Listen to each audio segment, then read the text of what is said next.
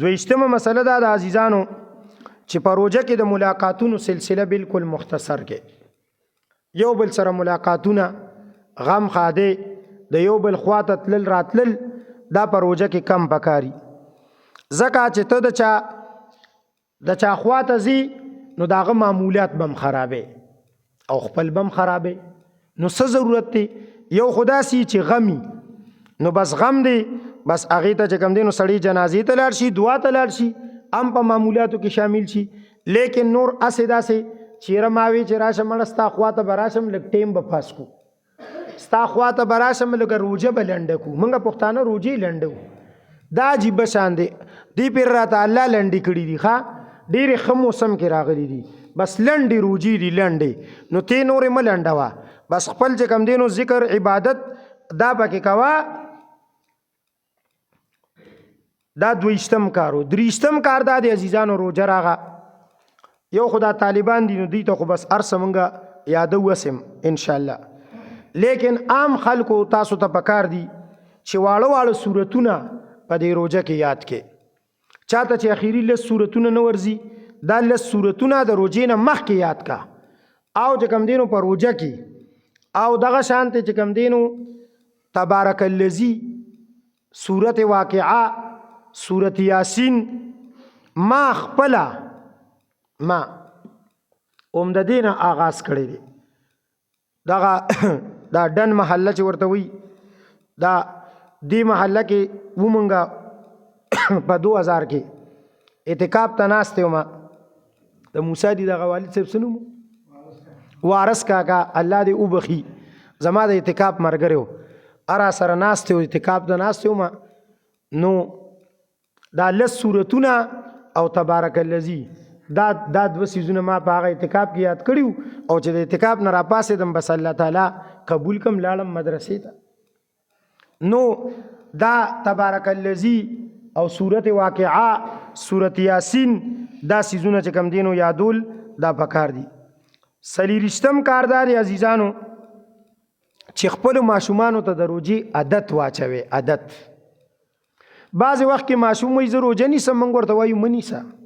وده الله بنده پرېږده چې ونیسي ماشوم چې کوم دی نو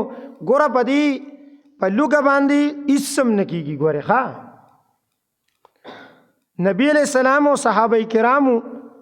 او زمونږ او ستاسو میندې د نبی علیہ السلام بیبیانې هغوی به عام روټین کې یو هفته لوږه تېروله عام روټین کې دا اوس مونږ چې کوم دی داسې عادت شوي یو او دا ماشومان مو او مونږ په خپل هم سم د چیلو د زاده یو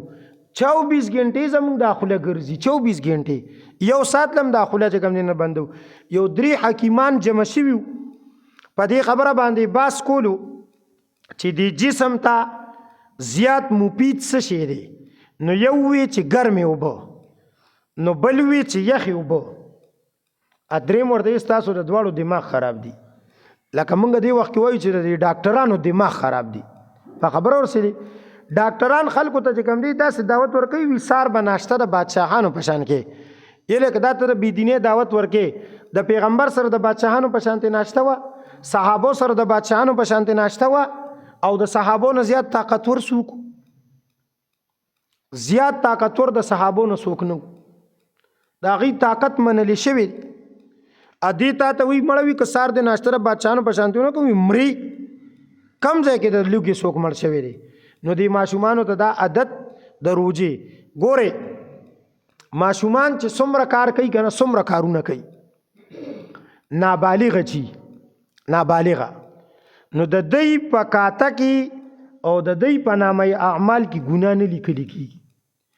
خو د دین د نیکۍ چې څومره کار کوي که مونځ کوي که روژه کوي که تلاوت کوي دا ماشومان دلته کې تلاوت کوي اکثر پکې نابالغه دي اکثر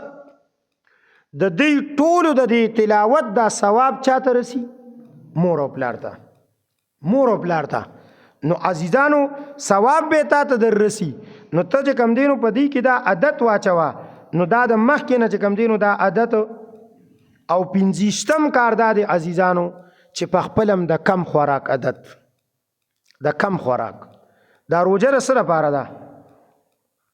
دا روژه تاسو ته پته شته چې څه لپاره ده تاسو ته خو په پته یې ځکه موږ ته هم پته ده دا روزه خو موږ د دې لپاره ګرځولې چې موږ په روزه کې باډي جوړو. ولی په عام ورځو کې سموسه ني، په خوراک کې څوک سموسه خوري، پکوړه ني، کباب ني، غوښه چې کوم دی نو چرته هفته پس یا میاشت پس یا چې کوم دی 20 ورځې پس د روزي ارما خام غوښه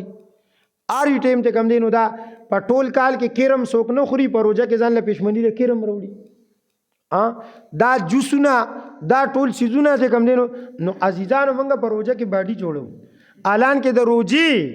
د روزي په متعلق الله تعالی فرمایلی دی لعلکم تتقون چې تاسو متقیان شئ.